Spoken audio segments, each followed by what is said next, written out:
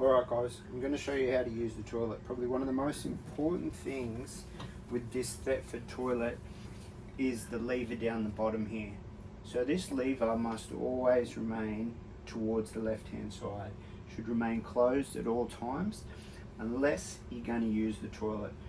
So using the toilet, basically you come along, you open up the lid, you sit down, you reach between your legs and you open the hatch. That lever is all the way to the right, looking at the toilet. The hatch is open. You do your business, put a bit of toilet paper down there, and then back here, there's a flush button. Just flushes like any normal toilet, flushes all the waste into the cassette below, and then you close the lever. Always must remain closed. Keeps all the smells inside. Then you close the lid and that's it. Super simple.